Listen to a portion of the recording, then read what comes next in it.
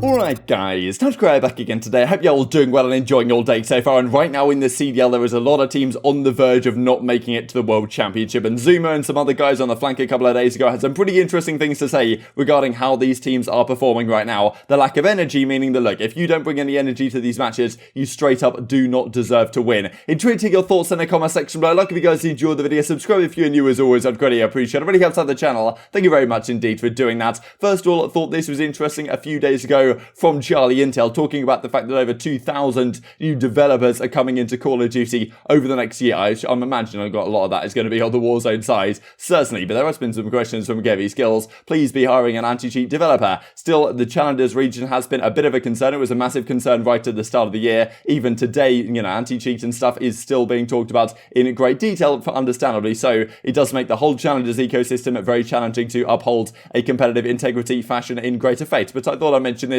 from a few days ago as well, the fact that, the Challengers Elite Series did conclude in the European region. It was Josh, Watson, Jackster, Piero, and Shadows the New taking down the victory over Elevate in the grand finals. Incredible to see Watson. If you guys have been around the COD scene for quite a while, you guys will remember that name, coming back with a vengeance here in the Challenger scene of the European side. So congratulations to those guys. And in the North American side, it was, there was the Easter team getting the job done. So Sib, John, Jerd, and Gravity. Phoenix's coach, of course, and they have that crazy coaching staff now. And you saw Marcat joining a couple of days ago. Of course, Marcat and Jerd, long-time duo in the European scene. Arguably, before Zero and Vance came along, two greatest European Call of Duty players to ever play the game, you could certainly say. So yeah, pretty cool to see how this is all going in the Challenger side. Certainly we'll keep an eye on it. Speaking of Vance, actually, he mentions this last night. Buff the 74U, and Simp says in reply, good tweet. So always interesting to hear what the pros having to say. We've talked about like the SMGs versus the ARs for quite a long time really now in a Call of Duty so far this season, because the 74U was of course very strong. It still is, I believe, very strong. But at the end of the day, they did nerf it somewhat with the speed grip becoming worse. Therefore, nowadays, most pros are using just the regular foregrip, and they're using the Spetsnaz compensator, and I'm pretty sure the extended barrel, this all type of good stuff, you know the drill. But some of the SMG players would like it even better, because the Krig right now is, of course, also very strong. And it was kind of interesting the other day we were seeing, I forget who it was, maybe it was even Simp bringing out the QBZ on certain maps. I think he brought it out on Raid. So kind of interesting, like some weapons are still certainly viable. There has been some questions though as to whether the 74U is too weak right now. Personally, I don't really think that's the case. We're seeing a lot of 74Us on a lot of maps. We've even seen some teams bringing out 3 74Us on certain maps. And this is kind of when you know, at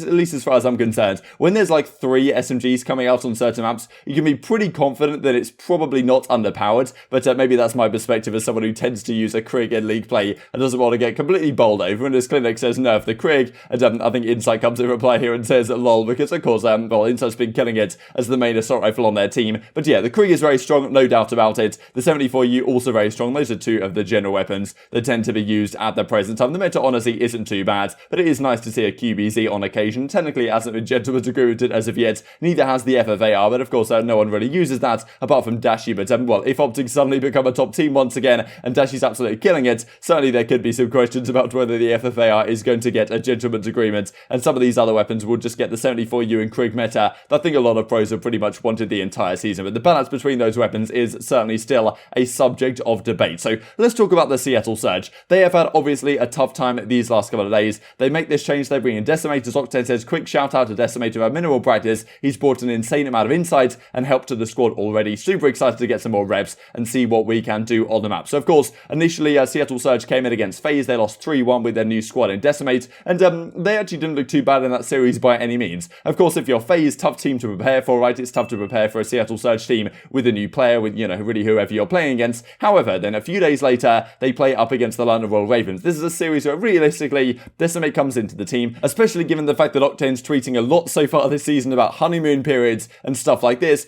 You're expecting, okay, you come against the Royal Ravens, bottom 2 teams in the group, battling it out really with the Ravens at the bottom of the league standings to make it to the World Championship. You're thinking, okay, this is a series where probably Seattle has to come out and get the job done if they want to really prove that actually they can be a contender this season. They lose 3-1 to get completely demolished in both hardpoints, and there are some interesting questions about what exactly this team could look like. Octane was tweeting out, look, in love with the progress, certainly, but it doesn't seem like there's too much progress actually being made, at least in the results of the matches, and they now sit at the bottom of the league standings. And Zuma had some very interesting things to say on the flank a couple of days ago with regard to, the communication on this team. We've talked about it a fair bit. I think we saw it as well when Toronto played FaZe. I think maybe this was way back in stage 1 before Insight was already on the team, or maybe it was just when Insight I had first joined the squad. But there was some match where Toronto were playing FaZe, where it was on Garrison Hardpoint. I remember, I don't know if you guys will remember this as well, but the communication out of the side of the Toronto was just absolutely shocking. Like, they just sounded so dead inside. They were getting 100-point clubs just completely destroyed off the map by FaZe, and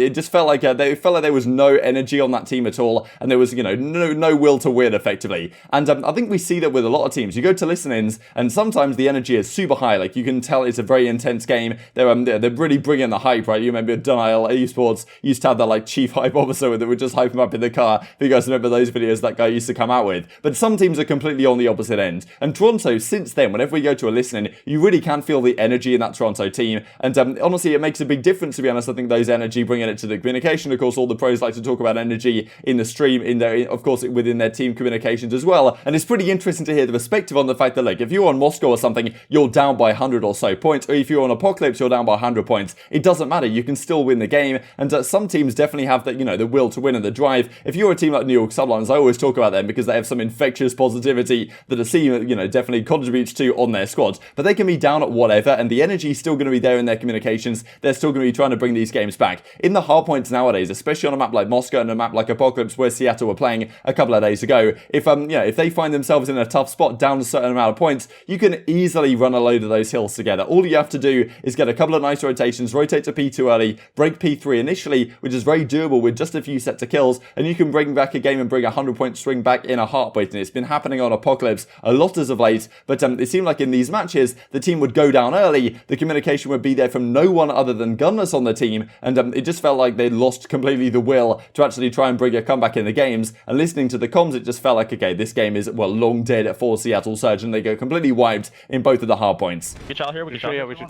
I got naded. Full flash, from half full. Scream at half full. I think I close. Half full, Shawnee hitting it. Yeah, one got me statue. One got me statue, guys. Yeah. Alright, Shawnee's half full. One is statue and half full. Statue and half full. One shot half full. Here. Come batches here. One could be close right here. I'm gonna wrap straight. We gotta play for this guy. Oh, shit. All right. I'm gonna stop it right there, Ben. For sure. And I feel like the dead energy that people are complaining about, I agree. I think the energy sounded kind of dead. And I don't even want to say anymore, but look at the score. That the score was like that. Listen, 1 or 2 hills, that you lock down 1 or 2 hills, that's 120 points. You know what I'm saying? Yeah. It's like you can easily make comebacks in this game. So if you're down and your team is just not motivated and they sound like they don't even want to be there, then talk it up. You don't even deserve to win, in my opinion. I agree, man. I agree. I mean, even just listening to Seattle's listening, it sounds like they have no confidence. It sounds like they're just dead energy, like they're not confident in winning. They're just kind of going through the motions.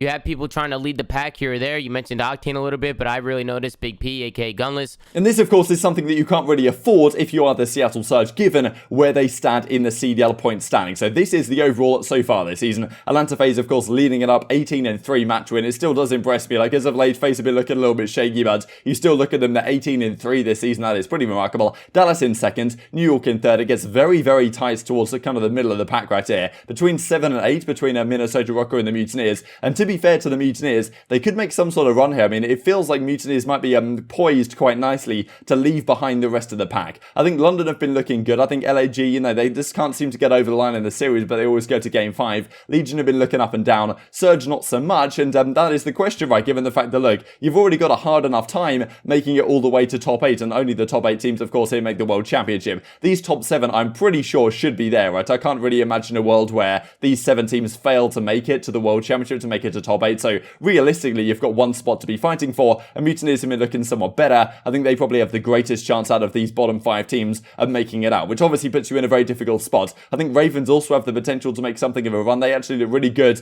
against the Seattle Surge, certainly, and Surge got completely destroyed in that series, and they are now the bottom team in the entirety of the CDL. I guess equal on points technically to the Ravens, but at a worse match win percentage, and map win, of course, also slightly worse, so I guess in tiebreakers, it doesn't really matter at the end of the day if you are bottom 11 in the league. And I did think it was interesting because we talked about this from GG Breakboard a couple of days ago, and as Octane says, wait till I win again, the TL is screwed, I swear, but they're going to have a difficult time as we look at the bracket right here. So the first game of the major, they do play the Los Angeles Grillers. That, of course, is certainly winnable, but I talked about really when Seattle was formed, at least this new squad, the fact that, look, if you're a team like Seattle right now, it just feels like you have to get better at winning series in game 5s and having a little bit of a more diverse map pool in that sense, because it's going to be tough to beat teams consistently consistently and beat the top teams in a fashion that New York are beating the top teams, i.e. just win all the hard points and just take all the respawns, that's probably something that isn't going to happen for Seattle Surge. So realistically, you have to kind of become an LAG and turn into this kind of search and destroy specialist team in a way. I think that's where LAG had success this season, also last season. They can take a lot of top teams to a game 5. They can win a respawn here or there. They can hopefully win both search and destroys from their perspective and take a game 5.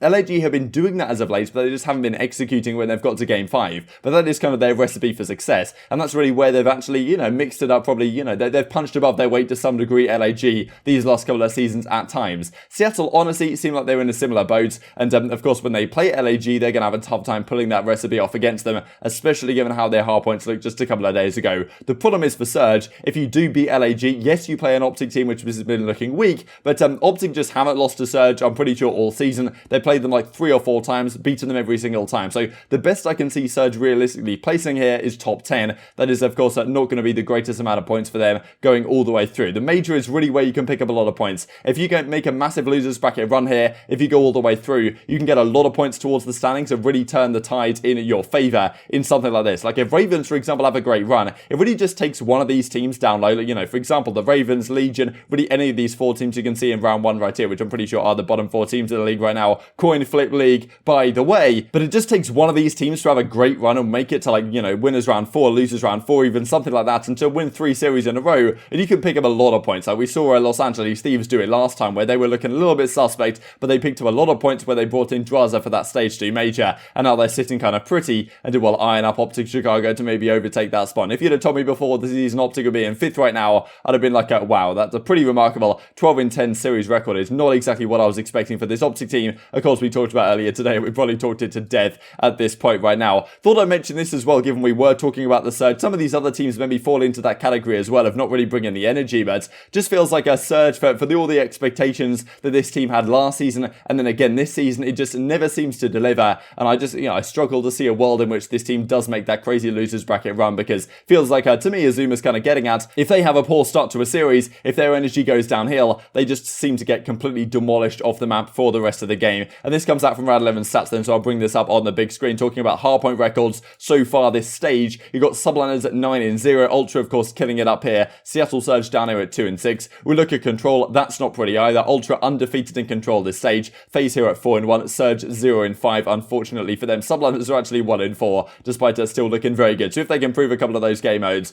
well, you really are looking at a very scary New York Subliners in this major. Is going to be an absolute banger, I'm sure. And then, of course, in Search and Destroy, Surge is sitting here at 2-4. Legion, unfortunately, 0-5 for them. But, you know, either way, Surge at the bottom of the standings for most of these, which is, of course, a few of the series they played with Loony in the team. They didn't even win a series this stage, despite bringing in Decimate. That is, honestly, pretty tough to see. We talked about their roster change a few days ago and why maybe it isn't exactly a long-term maneuver for this squad, and maybe this team will just explode after the season, because I really can't see them making champs at the present time. This just to finish off the video from Momo, bro. I thought this was kind of interesting, talking about the fact that I love to talk about 3-1 fashions, and guess what, baby? 3-1 fashions are, well, in fashion right now, with a series so far in stage 3. 3-0s being 9 of them, 3-1s being 13 of them, taking the crown, 3-2s being 8 of those. So yeah, pretty interesting to see how, well, even the numbers were split back up here in stage 1, and well, maybe the major will prove a different story. But intrigued to hear your thoughts on all this stuff in the comment section below. Hope you guys enjoyed the video. If you did enjoy it, I'd greatly appreciate a like on the video. It really helps out that you should rock with them, like you enjoyed this content. Other people like you may enjoy this content as well, and help grow the competitive Call of Duty community. Thank you for watching as always, take care, and I will see you next time.